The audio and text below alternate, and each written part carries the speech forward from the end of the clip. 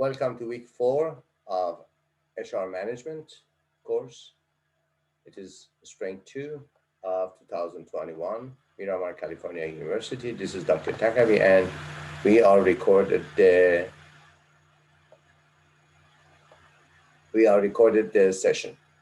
Okay, it's chapter 7 of your book is about the very classical parts of human resources. How can you select and replace the employees? What is your first idea about the selection of employees? What are the criteria we should consider if you are not very professional in human resource management and if you haven't worked in a human resource department? Basically, as a general population, a member of general population, at the first glance, how do you think and what do you think about the process of hiring as an HR manager? If you become an HR manager without very professional knowledge of this science, what are your consideration in hiring? What is important for you? Kenneth, Yana, Mario. I Ask. think to Yeah. find the correct person to the correct position. I mean, whatever the position is requiring, you should find the skills of that person. How can you do it? You can do maybe like How can you do it to find the correct person, right person for the right place, for right job fitting? You have to like for on a resume, for sure it should be like Resume. skills. Or before, when you have the advertisement, you can set up the basic requirements. You need a position that's kind of little bit gonna filter the people. Other options? Yeah, I feel like if you post, because every position that is looking for a prospect, it's supposed to be out there so people have the knowledge. And with that, I suppose like a file, a certain quantity of prospects will come, then ask for their qualifications and like narrow down the search from them. And then like make it more personal and have like a one-to-one to see if they're really fitable and they really like are part of the world of the company, the company culture and the mission, if they really align with it. Who is the father of scientific management? I have asked you before. Who is the founder of scientific management? Please don't look at internet. It is mandatory for an MBA student to know this basic information about the founder, for example, of scientific management. Who is the founder? Elton Mayo? No, before that. Man, that's the only one. Management. Elton Mayo is about the basic concepts of management, but the scientific management, for example, for work division and other parts was Mr.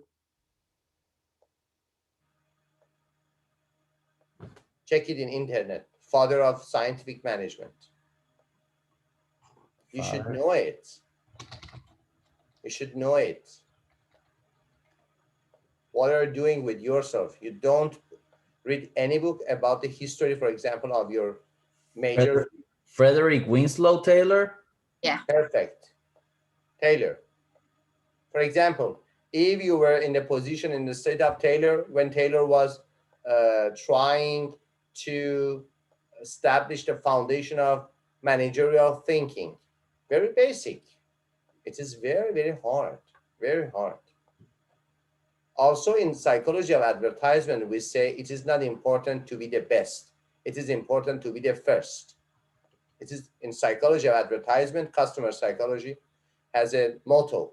It's important. It is not important to be the best. It is important to be the first. When you are the first, you can become icon of that field. For example, icon of scientific management is Frederick Taylor. But it is very hard because you should do everything by own yourself. Nobody has done anything before you. It's very important. For example, you think that you are in the state of Frederick Taylor. In management, you are like that gentleman in human resources. No test, no interview, no observation, no consideration, no rules. How can you manage your organization? Or you know that also it is not for this time, but after COVID, in post-COVID era, the digital marketing will be the major part of marketing for all around the world. It's not important about Asia, Africa, Europe, America, and for example, Pacific parts like Australia, all around the world after COVID, because the good experience during the COVID area, we have educated that yes, it is good to work with the digital marketing. Before that, many companies work, but it was not so popular. Many people now has habituated to work with internet for their regular and daily needs. It's digital marketing. Now you are at the beginning, starting points of digital marketing as a general marketing, now as a type of marketing. Before COVID, it was a type of marketing. After COVID, it is a general the type of marketing. Everybody should know and should use digital marketing. Except of that, you will go out of the market. You are retarded. Now, for example, you want to be the beginner, you want to be one of the pioneers of digital marketing. At first, you should organize and have a shape in orders to your mind. Also in, for example, human resources. So selecting human resources, some good points said Yana, and some good points said Maria. But let's go to the book and see what the titles we should know in this chapter. Understand selection and replacement and the levels of person-environment fit. Explain two important qualities of selection predictors, reliability and validity. Also, we will talk about the research method and the reliability and validity of the test. It is very important, very, very important. Discuss the steps of typical selection process and identify three types of selection tests and legal concern about their uses. And contrast several types of selection interviews and some key consideration in conducting these interviews, and specify how legal concern affect background investigation of applicants, and use of medical examination in the selection process. And finally, describe the major issues to be considered when selecting candidates for global assignments. Okay. Is there any difference? What is the meaning of selection? And what is the difference between selection and placement? Do you know anything about it? Your own view. It is not important, scientific or not. Your experience. Why, when we are talking about the selection process in an organization, for example, for a hiring process, what does it mean? Selection and placement. I need your view, not your book view. Adnan? So selection, I think, is a empty spot, and you need to bring somebody in. But replacement, that somebody in and occupied the place or the position, but you need to replace him because he's not doing his job. Have you studied your book or your PowerPoint? Me? No. Yeah. Okay, perfect. It's just a thing that the book wants to learn to you.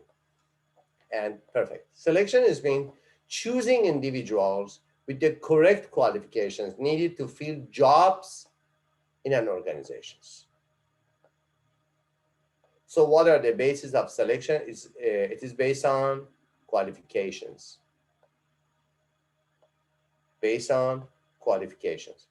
It's very interesting that now in America, the job finding apps, programs, for example, like Indeed, you enter your resume and they say, yes, you are, for example, in matching applications also is like that. You enter your personal characteristic and they find someone like you, a match with you as a partner, as a girlfriend or boyfriend. And for example, Indeed is job matching. in job matching. Okay, sorry, I should answer the question. سلام، من سر کلاسم، بعدا زنگ میزنم. مرسی. It is job matching. In job matching, you should enter the, for example, your qualification and resume, and in addition that what type of job you want to find, they say you, they have some exam, they take some exam from you, and they say you what other jobs that you have no prediction of them, they offer to you some jobs that can be good for your resume. So it has two parts. One, the jobs you want to find. Second part, the jobs that application, for example, Indeed says, yes, you are qualified for these types of jobs based on the exams. It is very interesting that after, for example, 5 or 10 years of job finding applications like Indeed, they have added something new that open a new perspective to your jobs. So in selection process, the keyword is qualification. Selection is not about fitted, about the fit between qualification and job. But the second part is placement, fitting a person to the right job. Selection says what type of qualifications we need for this job. Placement says what people have these qualifications and can be fit. Placement is very practical. Selection is very, it has a very ground area.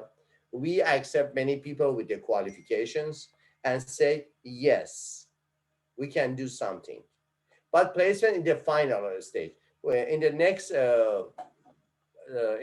PowerPoints, we will talk about the differences between HR employees, HR management, and executive management. Some parts is not related to HR managers. It is related to executive managers because they should say us that who is better for us. And also, you know that sometimes of illegal, although I say it is not illegal, but it is non-organizational. For example, something like favoritism. What does it mean, favoritism? What does it mean, favoritism? Everybody knows it. Mario, Yana, That, for example, everybody knows about favoritism. Adnan? Do favor for somebody. What? Do favor for somebody. Something This is like not it. And Yana? I don't know if you have like favorite person, you gave them maybe easier task, or Some parts is about the you, easier task, some part about the Mario. Yeah, I feel favoritism is just choosing a person above someone else because of nothing that has to do with the qualifications or requirements for the position. It's just personal preference. Yes. The best, Okay. yeah. Example, like son of the owner, he become the manager. Yes, yes, yes, yes. That's the For way. example, in cinema, in Hollywood, you can find many favoritism. Why? Because I am the producer.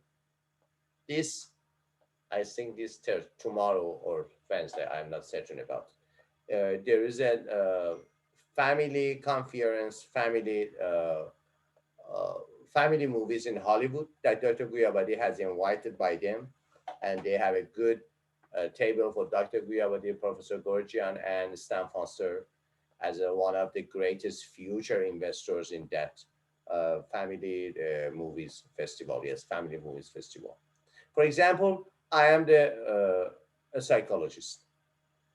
Okay, Dr. Guyabadi say, "Oh, Dr. Tanabe, come with us to go to Hollywood, and it's a family-based festival." But I don't have any hot topic experience in, for example, family movies. Yes, I know family therapy, I know family structure, good. But I am not a family movies analyzer. There are many people more eligible than me. But I know Dr. Guyabadi and go to the festival, and after, for example, 2 years, they will see me that, you will see me that, yeah, I am in the jury and other things. It is favoritism. It is not illegal, but it is not ethical. And sometimes in an organization, it creates a very, very enemy part atmosphere. If you are favorite for your manager, some other employees are your enemy. They want to destroy your results, your fair results, your results that it's your right to have some gain from your effort. But because they think that you are favorite for your manager, for example, they want to destroy your result. And favoritism is one of the greatest problems in all organizations, especially in some private organization. That, yes, Mario. Isn't favoritism, just a question that popped to my mind, isn't favoritism considered as kind of corruption? No, No? favoritism is something different with corruption. No, yeah, just wondering if it fell like But into that. usually favoritism usually ends to corruption. Why? It is something like, do you know what is the meaning of mafia? It is mafia is very close relationship Yeah, with only your close friends. It is called, in America, it is called trust. Trust is mean you have a one more than 50% of a market with your friends, with your family members and other people. You are the trust, and it is illegal. It is illegal. It is criminal in America. After 1912, 1912, there is a very hard and rigid law against antitrust act. It is favoritism, it's not corruption. But yes, I have seen that in many organizations, favoritism will end to increasing the probability of corruption. yeah, I mean, it doesn't need to fall into corruption. Like, let's say that the company will be pointed as corrupt, but that person, it's corrupted for sure. Yeah. Okay. Okay. It's very important. It is not your duty to find the corruption. It is your duty not be involved with corruption. Everybody before entering the job think that he or she is very honest and very clean employee or a very clean manager. After ending, especially at the highest level of management, it is very hard to control yourself, not to engage with the corruption. It is very important. Everybody think that, yes, after entering the company, I've become, for example, a member of the board, I will stop all types of corruption in the organization. But after in practice entering on that level of management, everybody is at the risk of engaged and involved with corruption. There's a theory here, ASA theory, attraction, selection, attrition theory, ASA theory. Job candidates are attracted to and selected by firms where similar types of individuals are employed. It is about attraction and selection. And individuals who are very different quit their jobs to work elsewhere. So we have three parts for similars and for difference. Similars will attract and select, and difference will be go out of the organization and start work elsewhere. It is attrition. It's a very simple theory, but in practice it is not so simple. Especially attrition is not at all. It's not simple because there are a lot of resistance against losing your job and going to start your work elsewhere. It is very there is a very high resistance in previous personnel, previous employees to quit their jobs because they cannot adapt, they cannot cope with the new situation, new managerial, for example, managerial parts in your organization. But placement. Placement has three parts. Person organization fit, person group fit, and person job fit. Three parts. Placement with you and your organization as a whole, between you and your department or group as a subcategorization, and specifically between you and your job. It is person organization fit, person group fit, person job fit. What does it mean, placement? Person organization fit means congruence between individuals and organizational factors. For example, I am a psychologist. I can work in universities, in research-based settings, in conferences, in lectures, in media, and other parts. Sometimes I can go, for example, in companies, in corporations to have some lectures, to have some motivational or professional lectures. But I cannot work, for example, uh, with a mechanical engineering in their mechanical processing. I don't know anything about, for example, thermodynamic rules. I don't know anything. So at first person organization fit is very simple. At that level, it is very simple. We know who is fit for us, who is not fit for us. But after abstracting, it is a little harder to find the fit between person and group. Why? It become a little personal, more personal. It is about the personality of person, not about the skills, not about the total, for example, qualifications. It's about the personality traits, person and group. Congruence between individuals and group or work unit dynamics. There is a word here, it is mismatch. Mismatch is a very, very bad phenomenon in a company. Poor pairing of a person needs, interests, abilities, personality, expectation with the job characteristic and the organization.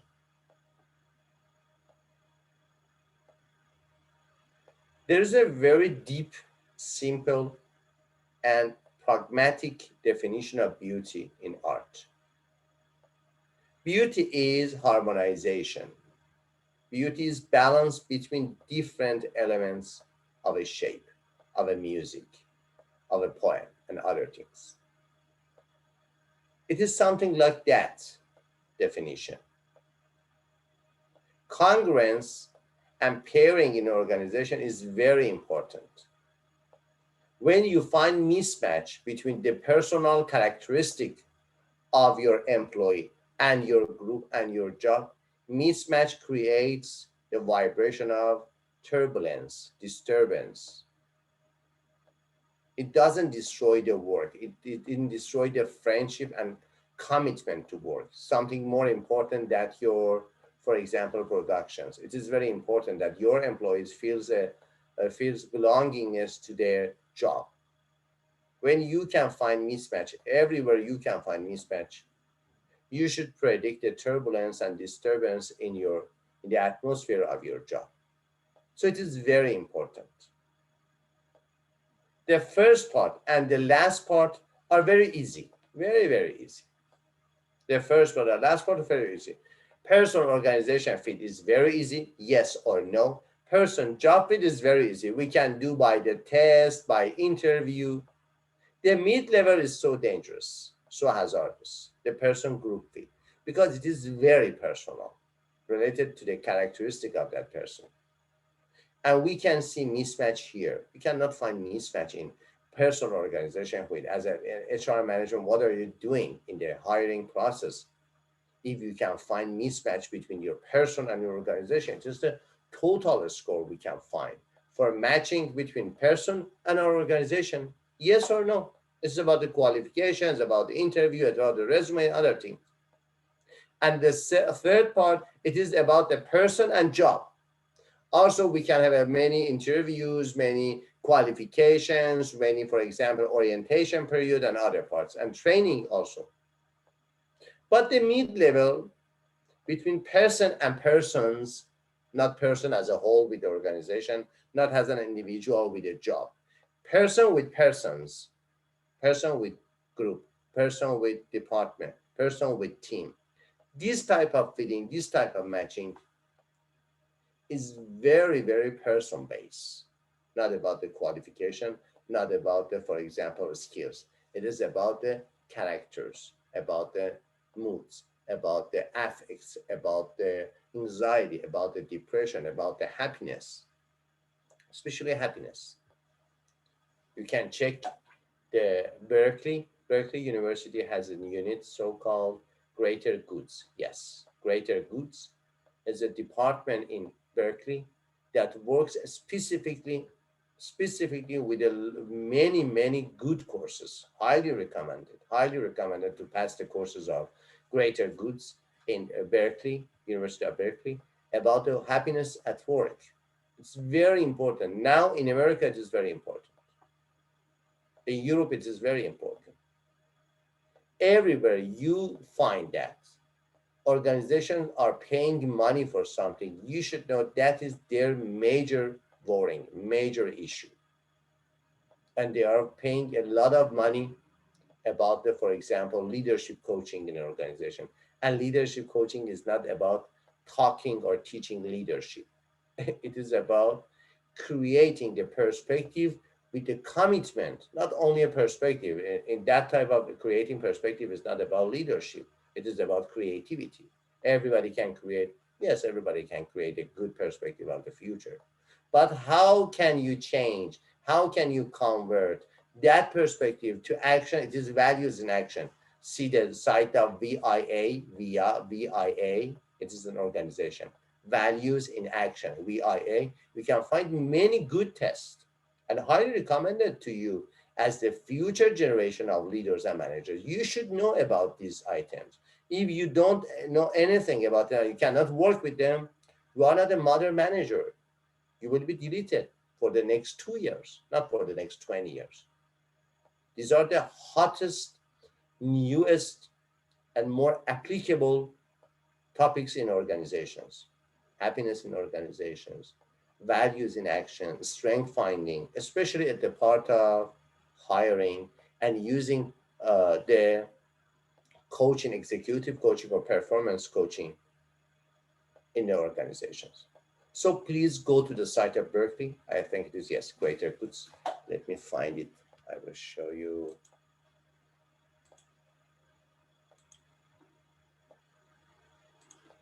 It is Greater Good.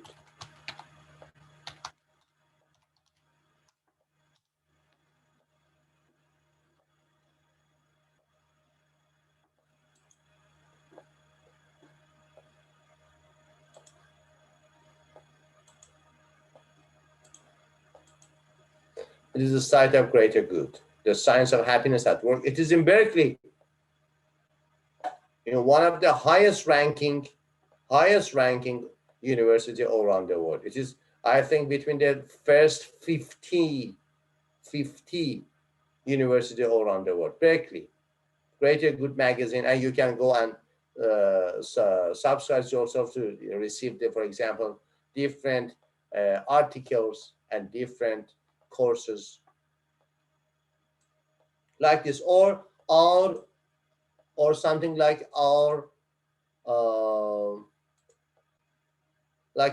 center in California Miramar University, the center that I am the director, Transformation Center of Excellence.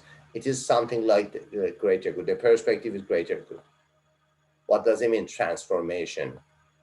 I'm not manager. I'm psychologist. Why I am the director of Transformation Center of Excellence? Because we want to enter the other sciences to the management, to create transformation in the traditional or not traditional, in even modern and postmodern. Now we are entering the postmodern part of management and leadership. We cannot think like, for example, 20 years ago, even 20 years. It's something different now, especially after COVID. I think that it is after COVID is about the, for example, next 2 or 3 months. We are not talking about the next year. We are talking about next 2 months or 3 months. And in-person job fit, we have the word, the phrase KSA. KSA in acronym for knowledge, skills, and abilities, KSA. It's very popular to use it by yourself in your daily, for example, conversation with your colleague. You cannot say our knowledge, skills, and abilities. You should say, yes, his or her KSA is very good. Acronyms are very important in professional language. Learn it. Every more acronym you know, you are more professional in conversation, not in practice. In professional conversation, you should know for all the sciences, not only for management, for psychology. If you know that don't know the acronyms, other professionals say, "Are you a doctor? Why don't you know the acronym, for example, for different mental disorders? Each of them has an acronym." Also here, it is called KSA.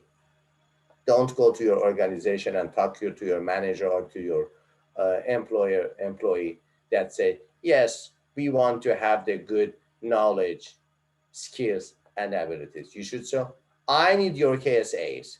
Okay. Motivate them to go to internet and what does it mean KSA? It is good. You should know about the acronym. It's the professional language. So matching the KSA of individuals with the requirement of the jobs, it is the last part of placement. But again, come here to selection responsibilities. Organization should meet first, Equal Employment Opportunity Commission, EEOC. The other acronym you should know, you have to know, EEOC. All the organizations at all levels work with EEOC. You have to know. Also, it is the American version. There is a European version for EEOC. I think the Far East and Oriental countries like China, Korea, Japan, Vietnam, and other parts of Oriental countries, I think they have another organization, something like EEOC. EEOC is exact for United States and also Canada. Equal Employment Opportunity Commission. And it's legal. It's legal. You can use EEOC, for example, for lawsuit, for court. It is legal. You cannot say it is optional to use EEOC or not. You as a manager, as a leader, as a general, you have to use the EEOC rules in your HR department. If you cannot, you should go to court. Your employee can have a very good lawsuit against you. So know about the EEOC in the internet, and also there's a very good, not very, I think it is about 100 pages about the laws related to EEOC. Inherent strategic implication of staffing functions. It is the other parts that organization should meet. And what are the approaches to selection responsibility? Each department screens and hires its own personnel. Each department screens and hires its own personnel. And the second part is initial screening done by HR manager, professional, or managers, and the final selection is made by manager or supervisors. So hiring process has two parts, primary parts and secondary parts.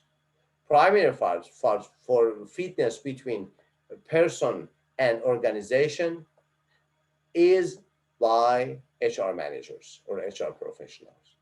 But the second part and third part, fitness between person and the department groups, and fitness between person and job, is related to the executive managers and supervisors in the departments we are talking about. You can see also the talent acquisition function in pre-hire and post-hire. In pre-hire, we have 5 elements for talent acquisition functions: receive applications, interview applicants, administer pre-employment tests. What are the pre-employment tests? What tests do you know? The previous week we talked about one of them. What was your previous week learning engagement about? What was the topic? Have you done it by yourself or someone else have done for you?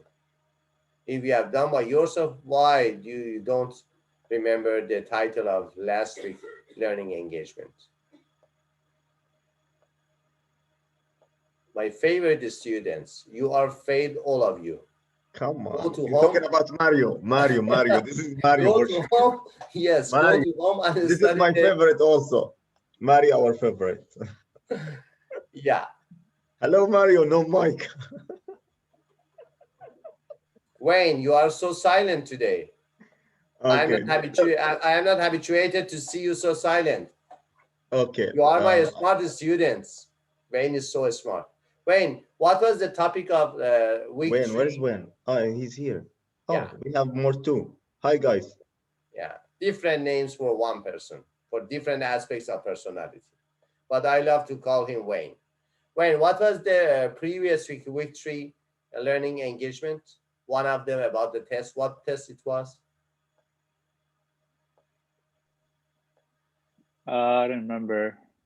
Uh-huh. You had a profile. You had tested and give your profile and did your learning engagement based of your, for example, NFJT and other things. It was about MBTI. It is the one of the tests. And conduct background screening and schedule physical examination. What type of jobs we need to physical examination? Do we need to do physical examination for all types of jobs or not? Adnan? Yes, doctor, for sure. There's some kind of job that's demanding the physical examination, like Navy. Uh-huh. It's, Navy, you yeah. know, yeah, kind of. Pilot, to be a pilot and Navy is very specific. No, regular jobs. These are very based on your body. No, Yeah, regular yeah, jobs. regular jobs. For example, if you want to go to work in Nordstrom, what type of physical examination they should do? Is there any necessity to do physical examination or not? I'm not sure, but usually they put in the contract you have to able to hold to hold weights like 50 pounds or 25 pounds, Uh-huh. something like that. Perfect. Perfect. Yeah, it's sometimes they do it in the over job. Sometimes they don't do any physical examination. Only they say you that we need some minimum physical abilities. For example, if you want to go to the store, and as Adnan says, you should carry for 50 pounds, for example, loading. If you cannot do it, sorry, you are not eligible for our job. But for example, for security, it is very important. For a counter, it is very important. For fashion, it is very important. And a great question is, what is the state of mental health examination? Is there any organization to examine their mental health of their new applicants or not? If you will be the next generation of leaders or managers, what type of mental health issues you are worrying about to find in your applicants, in your next generation of employees? I wouldn't like to find maybe depressions. Depression, other things? Or anxiety. Anxiety, okay.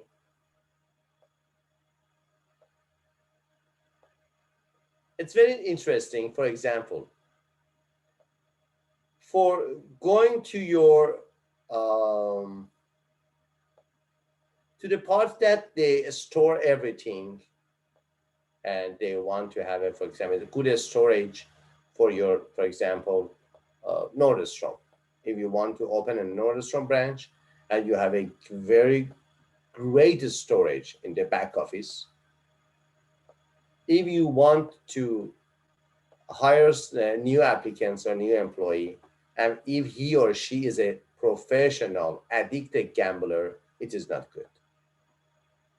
Why gamblers are not good to work with in the back office, or also in counting and counter, it is not good, for example, using gamblers,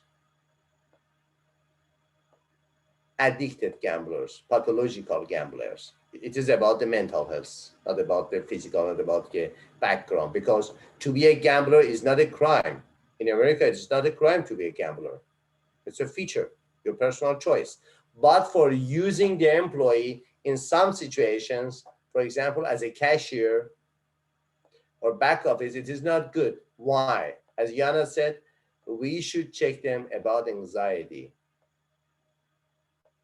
People with addiction to gambling, pathological gambling, cannot find any good concentration on their job. And if the job needs a high level of concentration, they can destroy your job. It's very, very specific, uh, specific looking at the employees. Adnan? You make me to bring this question actually. Like I was wondering, if you have really high professional with high quality, but you cannot trust, and with some professional that's another guy or another person that's he have qualifications, but he need to polish, is like he need to work to get there. So but that's one is you can't trust. So which one you bring in? Honest person, 100%. Yeah, yeah. And trust is not something like, for example, friendship. The trust should be on your background. I don't know you. You are my new applicant for be employee my organization. I don't know you. If you are my brother, if you are my friend, if you are my previous students, why not? But you are new applicants, and how can we making trust? Because trust is the matter of making, not doing. We make trust, not we do trust. If you do trust, you are not a smart manager. It is not trust. It is a foolish trust. You are a stupid manager. Why? Why can you trust everybody? Also, we know that influencer manager has a high level of trust. We know, but influencer manager in the state of managing are high risk managers. Trust is good, but you should make trust with the employees. If, for example, they have some anxiety problems, for example, I talk about gambling. Even very, very, for example, religious people are very good for working back office. Why? They have a lot of consciousness about the, for example, good or bad, very details. Even put something with the religious basis on the, for example, counting, it is very good. Why? He has a very consciousness about the, for example, money, about the going high or coming down the money. So it is not about mental health examination. It is about the characteristic of person. But as Yana said, in many countries, also in my country, especially for governmental jobs, you should pass two types of mental health examination. The first test is GHQ, general health question. General health question is not always for mental health, for different aspects of your body, your mind. It is the test so-called GHQ, general health question. The next test is, I forgot the name. It has 90 questions about your mental health. And sometimes they use the NEO and Big Five factors.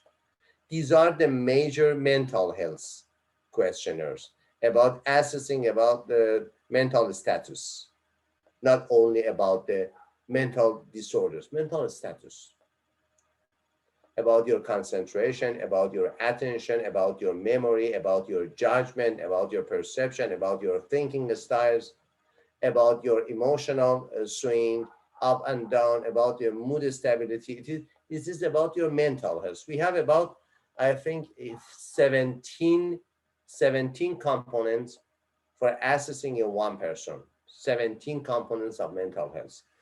It is about judgment, I said intelligence, attention, concentration, thinking style, perception style, and other parts. Okay. In post-hire, what is the talent acquisition function? Place and assign new hires. This is the first. Second, orient and onboard new hire. This is very important but very hard part of hiring. Onboarding is very hard. Conduct follow-up evaluation on new employees, conduct exit interviews with departing employees, and maintain appropriate records and reports. Before reports, you should have records. If you don't have any good record, you cannot have a good report. At first, it is record, and after that, based on the records, you will have reports. So maintain appropriate records and reports. And HR employment functions, receiving applications, interviewing the applicant, which is very easy, you can find in all organizations, and administrating pre-employment tests. We talk about, for example, DISC or MBTI. Conducting background screening, it is very important. If you are eligible or you are not eligible. Background screening, sometimes in America, it is called FBI checking. It is about your criminal background, your, for example, a school. Most of them, it is about your criminal and legal or illegal activities in background screening. Also, when you want to enter to America, they have a very, very profound background screening when they want to let you enter permit you enter the America. Scheduling physical examination, we talk about it.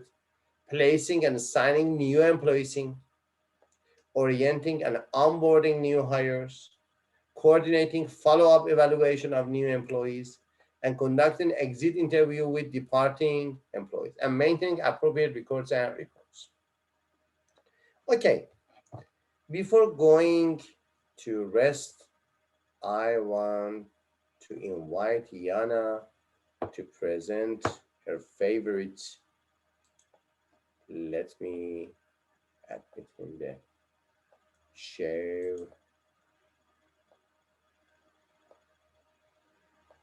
Okay. You can share it, Yana. We are here to hear.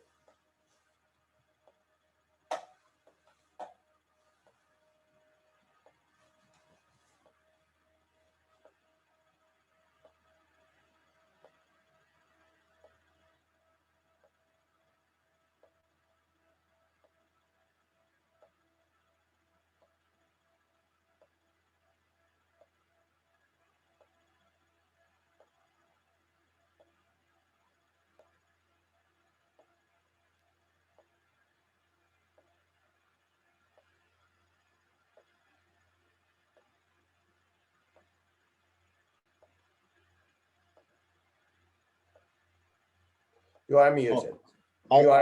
I think until she set up her thing, I'm just gonna say, for my week, I'm gonna make free speech, okay, about concept that I like to, share it with you guys.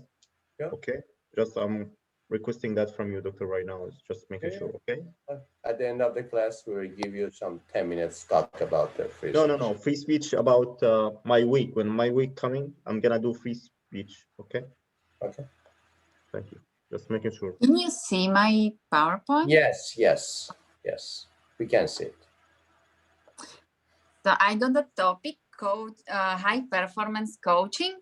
So I would start what coaching is. It is unlocking, that means when someone is coaching, employee or manager or just people, it's unlocking people's potential to maximize their own performance, to do their best.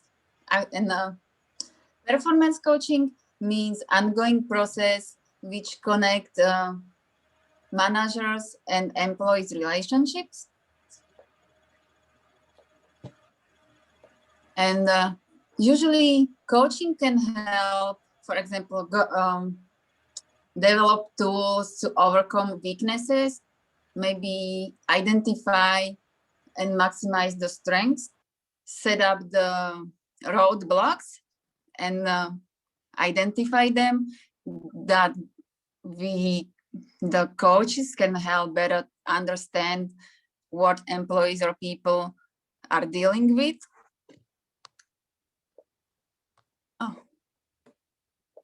So usually the emotion that the high performance coaching help overcome is fear, which is the most obvious and most powerful in a negative way that can hold us back from achieving our goals. Mm-hmm. Is a guilt and worry. Guilt means we did something wrong in the past and we feel guilty for it. That means we shouldn't live in the past anymore. And worry is about the future. We shouldn't stay in the future. We should be kind of present.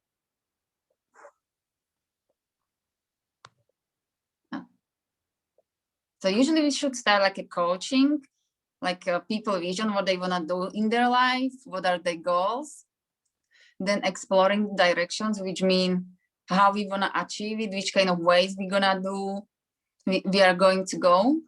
Mm-hmm. We should set up the obstacles. Sorry. Oh. Then we should set up the obstacles and how to overcome them, like negative thoughts, like we cannot do it, and just get rid of it. We should motivate the people and support them at the end to be on the right track. Perfect. And we can use the high performance coaching, for example, when we have long range career or life planning, which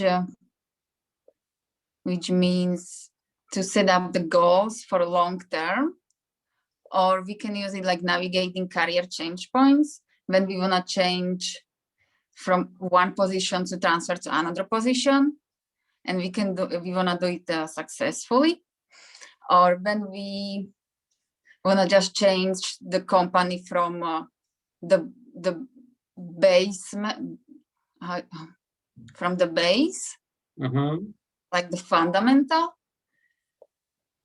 to set up the better or much more productive employee behavior, or when we want to do the life setbacks, which is high performance coaching that help people to recover from major businesses to personal setback.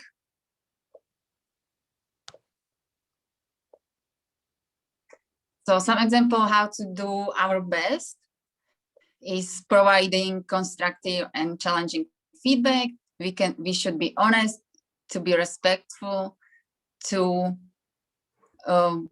communicate the right, to be open whether we have an issue or what is our goal. And that's gonna be pretty much it. Oh, yes. It is high performance coaching. Perfect. For mind tools. Thank you. It was Thank you. very Sorry. short and effective. Very good. Thank you. Short and effective. The main concepts you say to us. Yeah, thank you for listening.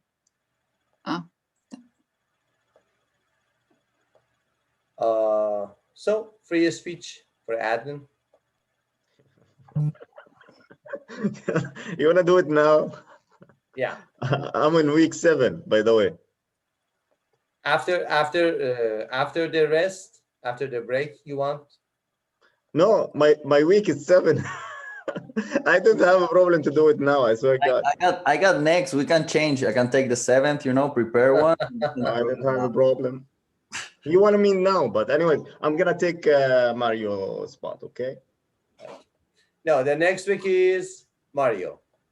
No, I'm gonna. He wanted the 7. I can change with him. Yeah. Who is for week 5? How much you pay? How much? Mario. $10 And who here. is for week 6? Nobody? No. The absent students. Yeah. And for week 7 is Adnan. And who was for Tesla? He's not here. Tesla. Adnan was talking. We're talking about the Tesla. About No, Elon Musk. not me. Okay. So now decide who is for the next week, Adnan or Mario. It's okay. He just Venmo me $10. That's fine. $10. Okay, $10. go for break I'm and done deal, you know. I'm trying to make you survive.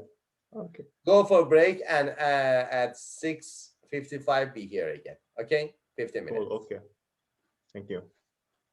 I'm waiting for my transfer.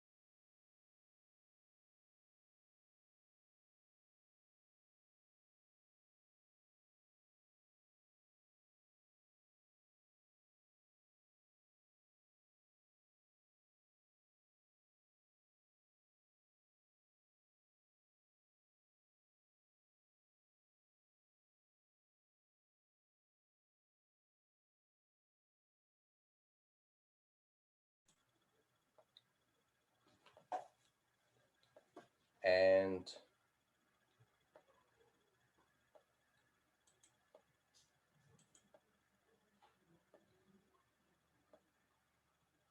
so here, let me share it with you.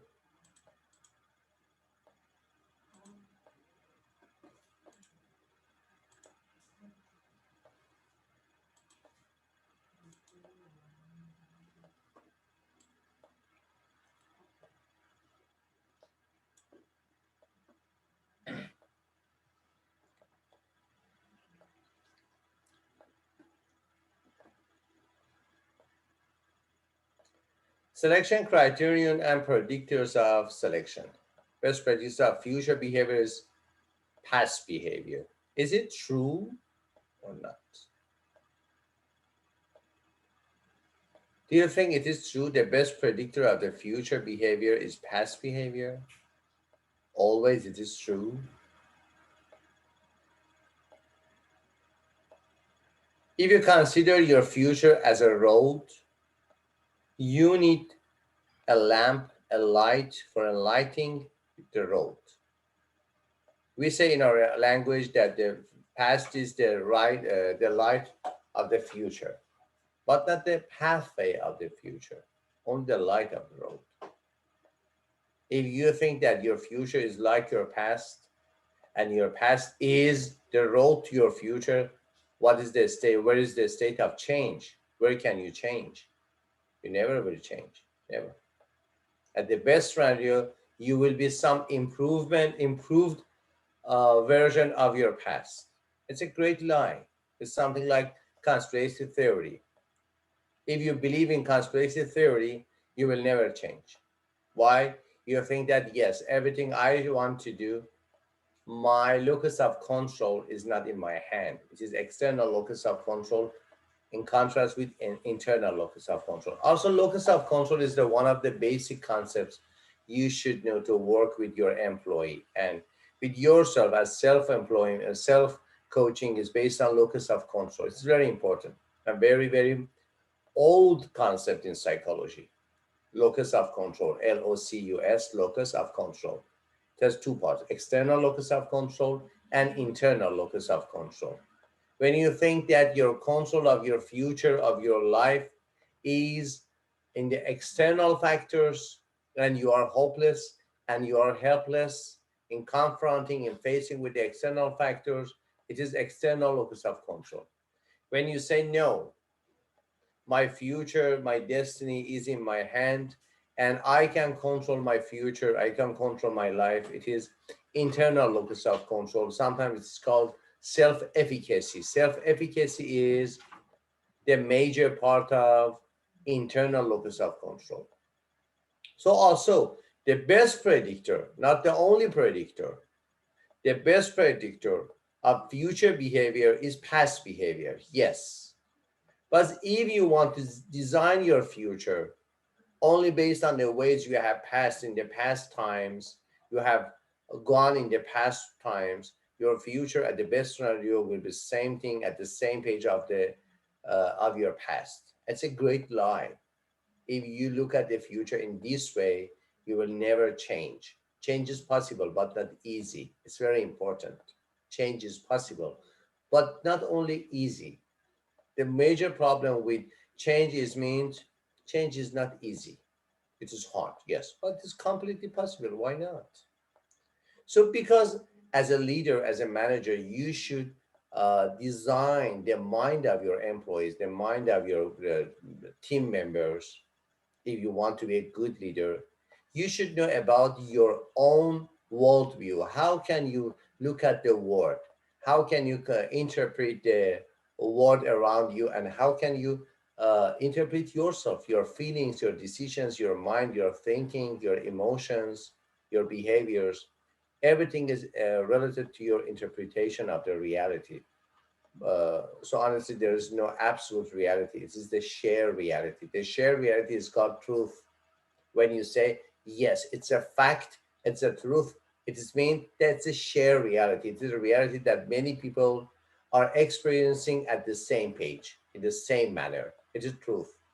But it is only an interpretation Because of that, for example, if you look at the book with the title of holographic universe, and holotropic mind, holographic universe, I think the author is Michael Talbot. Michael Talbot, about 30 years ago, yes, he has written a book with the title of holographic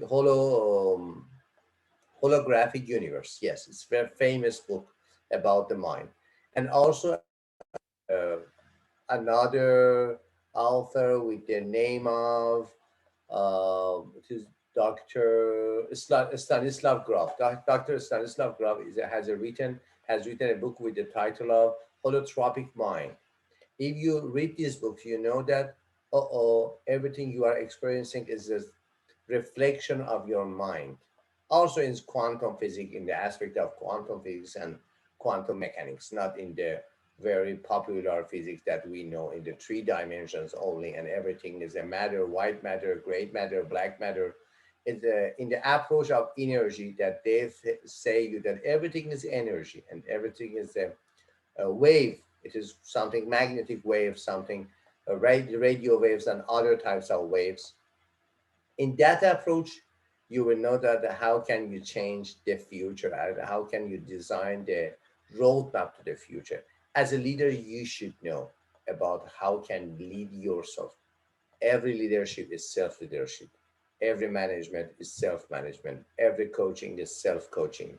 Every hypnosis is self-hypnosis. You should know anything. You should know everything about yourself at first. Even when you want to be only as an HR manager. In the work, in the real world, you will find what I have said to you in this session. In the real world, when you go to the higher uh, levels of management, you see that, oh, something is wrong. I can manage everything, but not myself. It is very hard position that everybody says you did. Yes, you are perfect. And you think and you see that you are not perfect. Also, nobody is perfect. So the criterion about selection characteristic that a person must possess to successfully perform job duties. It is the characteristic, it is selection criterion, the scale to choose someone, to select someone for a job. Characteristic that a person must possess to successfully perform job duties. And predictable selection criteria, it is very important. It is very simple to say, yes, we want these characteristics to for someone who want to possess this job duty. It is very simple sentence. But in the practice, you should know about the criteria. How can you want? How can you do these criteria? How can you perform these criteria in practice in the field of action? Measurable or visible indicators of selection criteria. We talk about the differentiation between philosophy, mysticism, and science. I don't know you can remember or not. I said to you that we have 3 types of gathering information about the world. At first, this way, you only experience by yourself, by your intuition. Your tools is your intuition, but you cannot repeat again for yourself. You cannot show it to other people. You cannot talk about the source of your knowledge. This is your intuition. This type of gathering information about the world or have gained some worldview about the world is called mysticism. Mysticism is one of the ways you can gather information, data collection about the world only by yourself, not measurable, not observable, not repeatable, not can show to other people. It is only by your own self. It is called intuition. The way is mysticism. The second way is philosophy. Philosophy gathering information about the world or gaining your worldview by your rationality. So your tools is rationality and your way is called philosophy. The third part, which is very important, which is falsifiable, very live, very, very live experience. You can repeat for yourself and other people also can repeat your experience or other experience. It is measurable and observable. It is very good. It is science. So the tools of science are measurement and observation. This way of gathering information about the world is the most validated way to gain knowledge. It is not called intuition, it is not called philosophy, it is called knowledge and science. It is based on measurement and observation. You see here again, for the criteria of selection people for your organization, you should know some criteria which are measurable. They are about no, not about quality, they are about quantity. You can work with um, numbers. If you cannot work with numbers, how can you be a good manager? Numbers, not rigid mathematics. Rigid mathematics about the department, for example, your accounting, industrial engineering, and other parts can help you about working with rigid mathematics. But you should know about how to work with the numbers as the measurements and the measures, the tools you will use for measure the quality of your, for example, employees, the quality of your quality circle or quality management and other parts. All are about working with numbers. At the second parts, the numbers based on the should be based on the observations. Why? If you cannot observe the reality, how can you measure it? Also, we have sometimes of research method about the quality, not about the quantity. But it's very hard to use it in an organization. Also, it is very good, very, very good, very real, very vast and very expanded field you can cover by doing some quantitative research. But you should know about the research method. You should have a very good R&D manager, R&D department to do quantitative research on your organization. Basically, you should work with numbers. Numbers are based on quantity. Quantity is measurement. Measurement is observation. Because of that, when we talk about the criteria for selection process, we are talking about the criteria, about the scales that can be measurable and observable for selection criteria. You see here, we have three parts with three golden questions. You should remember, you should have these questions in your mind as a master learning, not as an optional learning, not as a skill, master learning. If, for example, Mario is in sleep and I will wake Mario and said, what is the first question? In sleep, Mario should be able to answer to the question. It is master learning. The first question is, what can be seen or measured to predict the selection criteria? The first golden question. What can be seen or measured? We talked about the observation and measurement. What can be seen or measured to predict the selection criteria? The second question, what does it take for a person to achieve good job performance? Just some minutes ago, Yana talked about the performance coaching. Here, the performance is the most observable part of your action. It is performance. It is the different meaning between performance and function. For example, we don't use your heart performance. We use your heart function. We don't use the phrase your brain performance. We use the phrase your brain function. Function cannot be seen directly, but can be seen by the effects and side effects. But performance can be seen. For example, in theater, we don't talk about the function. We say, for example, conceptual performances in theater. You can see the performance. So the observable part of functions are called performances. What does it take for a person to achieve good job performance? And third golden question is, what constitutes good job performance on this job? These are the major, fundamental, crucial, basic questions that you should know about the criteria for selection process. What can be seen or measured to predict the selection criteria? Second, what does it take for a person to achieve good job performance? And third, what constitutes good job performance on this job? It ends to predictors of selection criteria, the first question. The second question ends to characteristics necessary to achieve good job performance, selection criteria.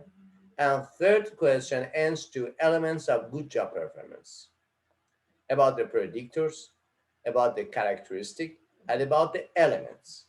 So what are the predictors of selection criteria? One, experience. Two, past performance. Three, physical skills. Four, education. Five, interest. We are talking about the predictors of selection criteria. What are the predictors? First, experience. Two, past performance, physical skills, education, interest, salary requirements, certificates or degrees, test scores, personality measures, work references, previous jobs and tenure. And what are the elements of characteristic necessary to achieve good job performance? What are these characteristics? One, ability. Two, motivation. Three, intelligence. Four, conscientiousness.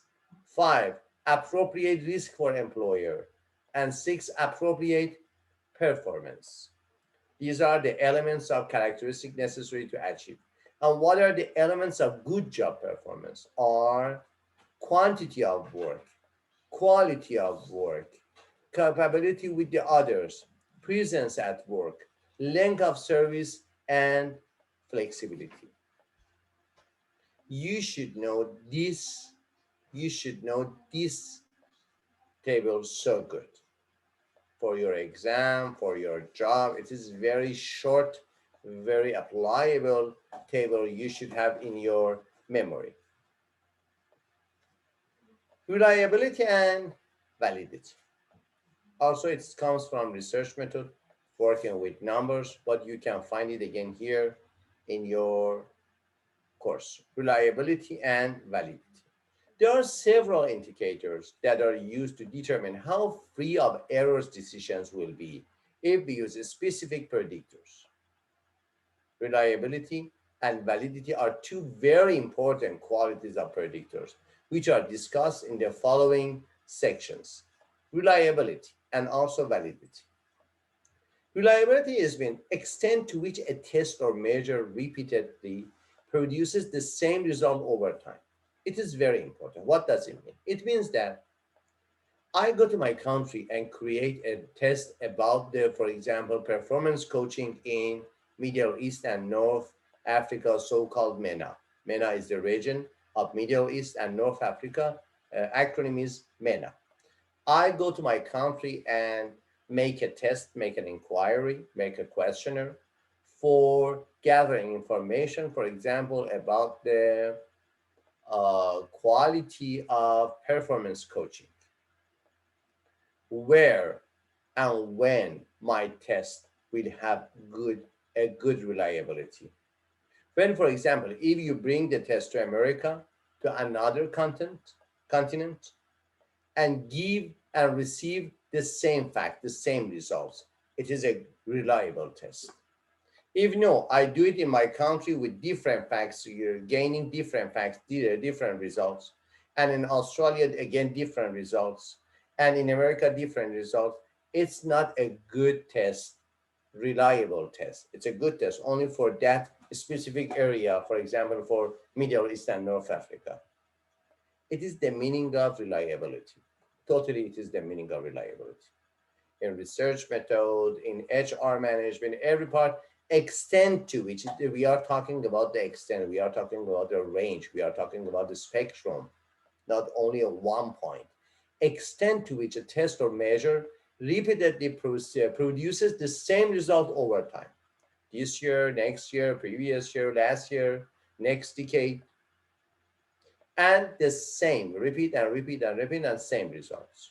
It's very important if you want to, for example, go to the some academic fields like psychometry. Psychometry is an academic field, a major academic major in psychology, and also used for other parts, especially in management and leadership. They are expert in assessing and evaluating the present test, and also they can accept your proposal for very customized test, customized inquiry for your organization. If you have some specific problem in your organization and you want to pay money and make an inquiry, make a question, or make a test, make an academic test for your organization, It's about the psychometry experts. It's a very professional expertise in psychology. And with a high level of mathematics, they should know. And they are the only academic field that for making tests for all the tests: physics, chemistry, mathematics, management, leadership, medicine, art, law. All are working with psychometrics, because the psychometrists are the only methodologies that know about how to create a test and inquire for a specific for a specific purpose. And this second part is validity. Validity is again about extent to which a test measures what it claims to measure. For example, you come to me and say, Doctor, I need a test for gathering information about the level of anger in my organization. And my organization has three branches. One in, for example, Turkey. The next one is in Dutchland. And the third one in Mexico, with three completely different cultures. But I want to have a unique test to be able to compare the different results from, for example, my Turkey employees and Dutch employees and Mexican employees. I need only one test. The major question is that what type of question can can evaluate, for example, your anger level, your aggression level, your assertiveness level, your passive aggressive level. What type of question? It's very important. Is any validity for the questions that show, yes, this question is measuring the same thing that the test claims for it? For example, if you go to Turkey and ask someone, are you angry? How many times during the last week you have felt that, yes, you are angry? Is it a good question? Is it a valid question? No, at all. But yes, if you say, in the previous week, in the last week, how many times have you felt that you have, for example, your fingers are wet, or you have felt some moisture on your face? It is a body signs, physical signs of anger. It is a good question. So validity indicates that extent to which a test measures what it claims to measure. Adnan, you are muted.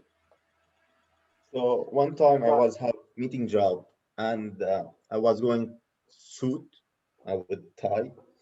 So the interview the manager or the ER, he asked me to untie my tie. So it's like he was measuring that's how, if I'm gonna take it as respecting, it's like he don't respect me or I can obey to his rules, whatever.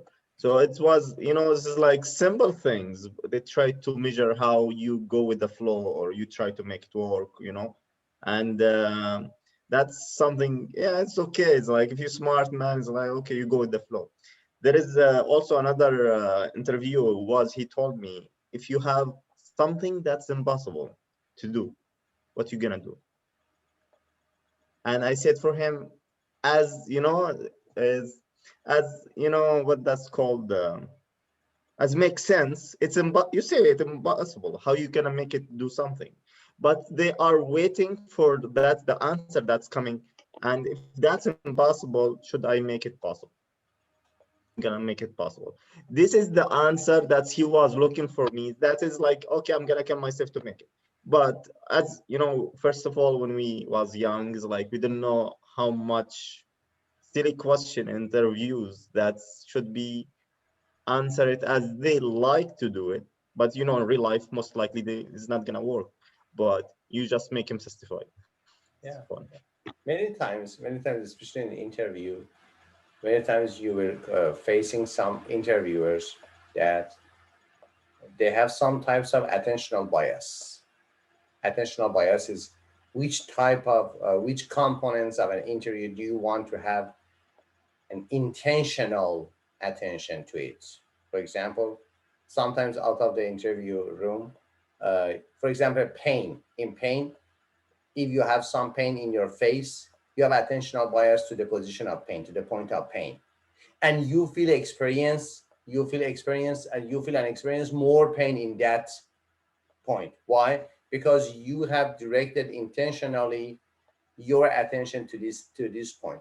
It is called attentional bias in psychology, and it's very important in interview because some racial, ethnographical, some national, and sometimes uh, even I have seen in cultural biases in, for example, countries like India or like America or like my country, Iran. We have different ethnicities, different races, not races, ethnicities in, for example, India or in America or my country. And they are very sensitive to create a clear and equal positions because many interviewers have unconsciously, not consciously, unconsciously have some biases, for example, on the race, on the Mexican people, on the Persian people, on the white American people. It is related to the interview. Because of that, yes, in interviews you can experience some types of these biases, and it's a good indicator for you. If you want to be the next interviewer for your organization, you should consider these bias and find these bias in your mind, because it is unconscious, except of that you can work on it and to be aware of it. Okay, Adam?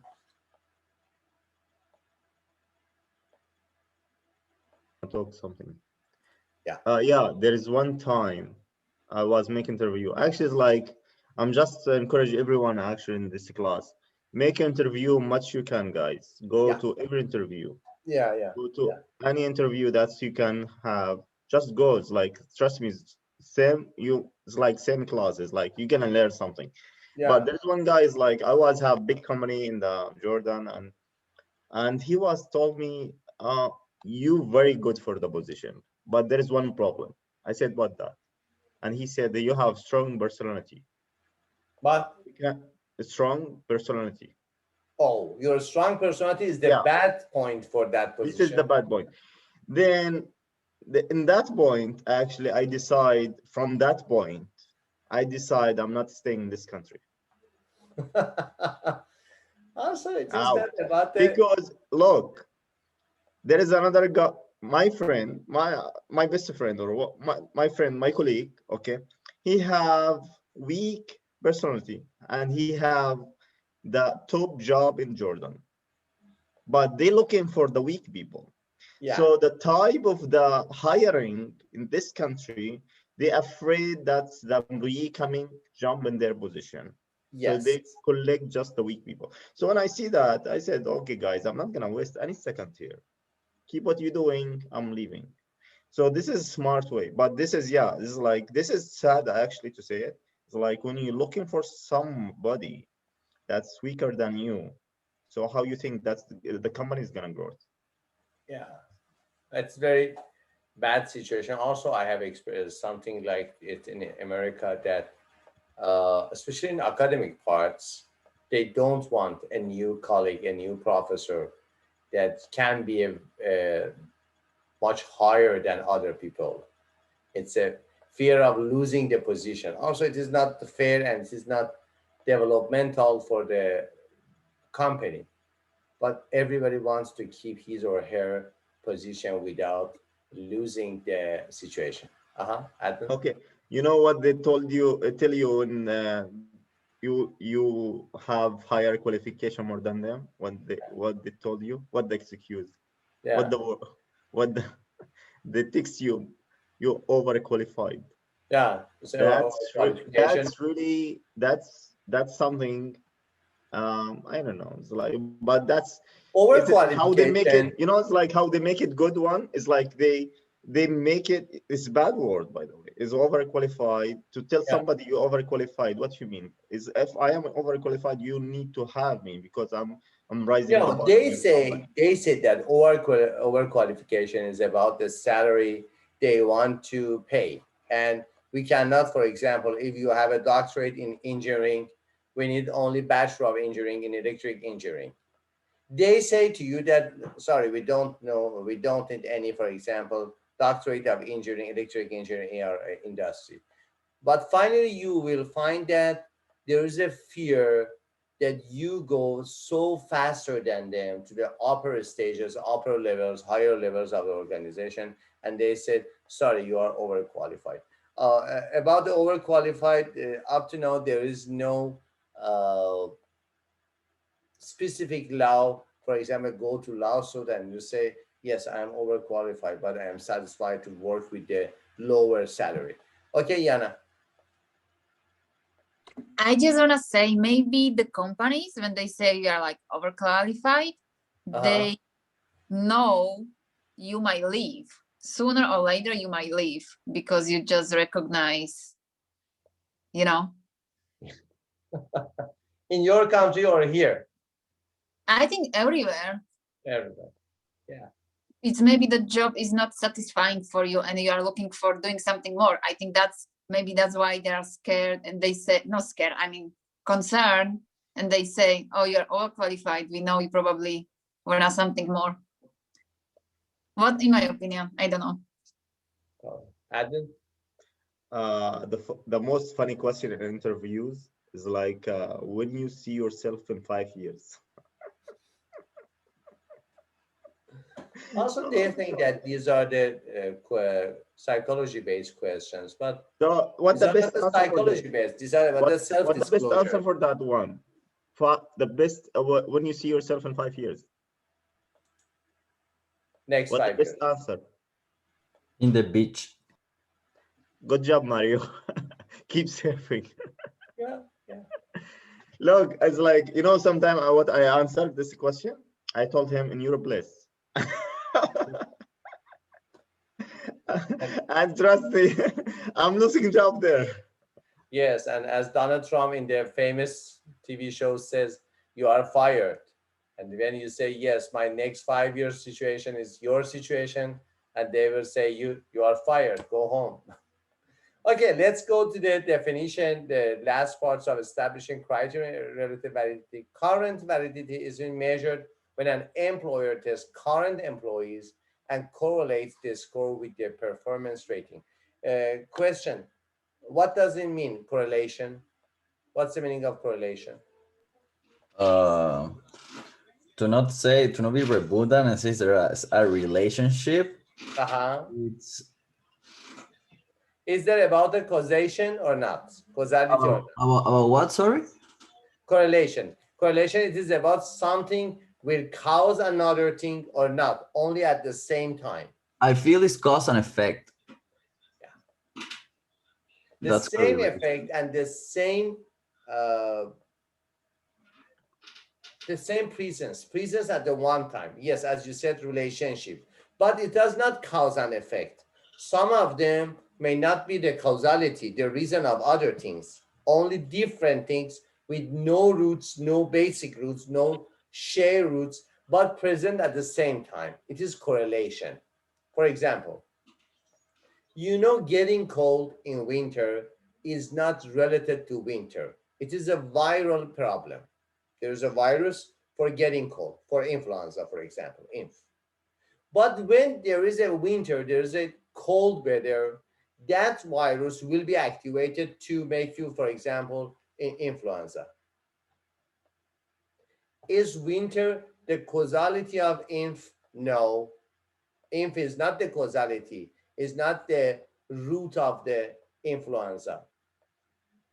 That virus is the causality, the factor that can create, for example, getting cold in you.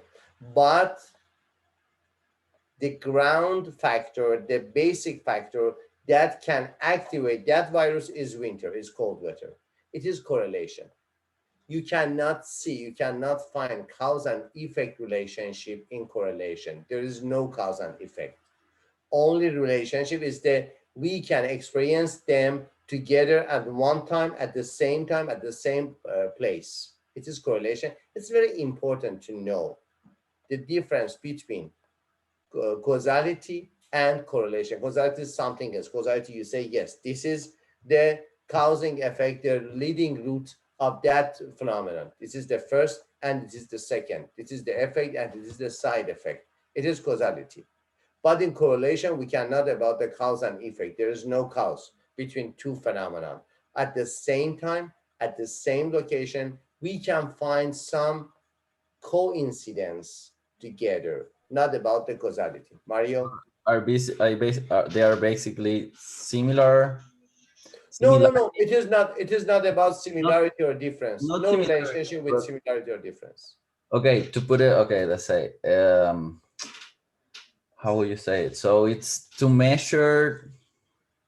So correlation basically measures not similarity. What would be the other word? The linearity with Yes, all of them. It's sometimes, not similar, but it's linear, right? yeah, sometimes, not always, sometimes. Okay.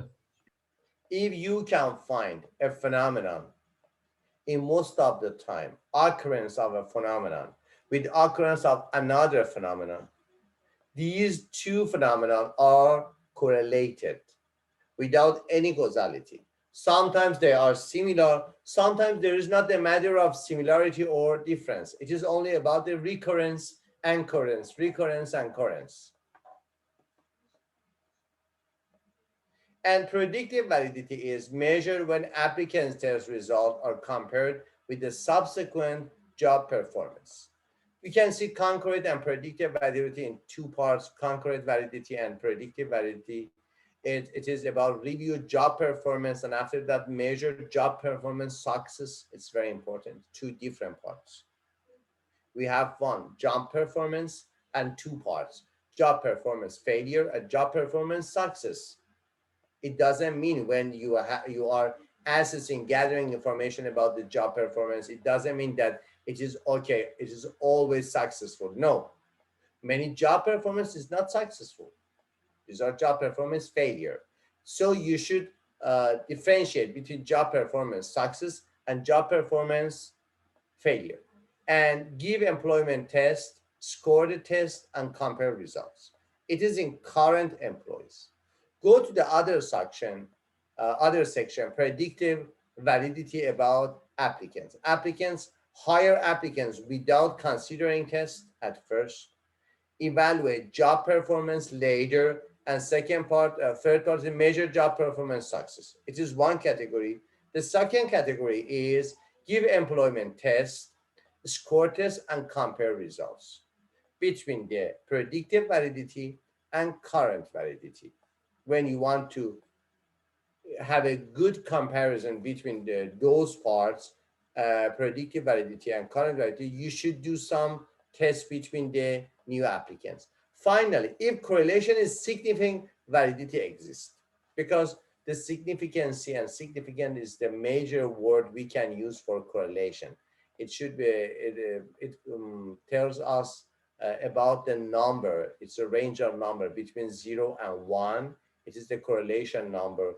You can change it, convert into person. For example, if you say correlation is 72, 72%, what does it mean?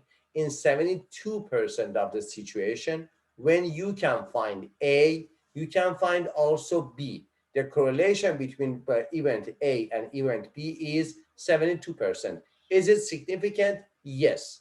But less than 50% is not significant. Less than 30% is not significant. For example, if the correlation is 30%, only in 30% of the situations you can find event A and event B correlated together. In 70%, you can see event A without event B. You can see event B without event A. They are not significant correlated. Because of that, it says if correlation is significant, validity exists. And correlation can be used as a predictor of job success with future applicants. Any question? Okay, you have 15 minutes. It's good for you. Also, I don't think that it is good, but the leadership team think that it is good for you that for MBA and DBA, we don't have any midterm question, and it's a regular week 4 exam. In bachelor degree, we have a 1 hour midterm exam. It is very hard. I like also midterm exam, but they said it is not good for MBA and DBA. Now you can go to your Moodle and take your week 4 quiz. Okay, yeah, I was afraid you said midterm at the end. I got confused for a second. Do you love to have a midterm? No, no way. I'm fine with the If quizzes. you like it, I can design a good midterm for your next session. I No, am I gotta completely ready present. to have a good midterm from you. No, Adnan, next time, next time. I have to present next week. Adnan, what's your question? Oh my God, this guy kidding me. Oh, what you try to say is like we lucky because we master degree. You are like what? I said we lucky because we are master degree. Yeah, yeah. Why not? I think Mario he looking for midterm. He's like, I'm good at the tasting, at the testing. he's not prepared More for than the second the- week speech. You want to make him prepare for midterm. It's not fair. See, I rather the midterm than this free speech presentation. Yeah, he's so. Okay, let's go to your quiz. Thank you, doctor.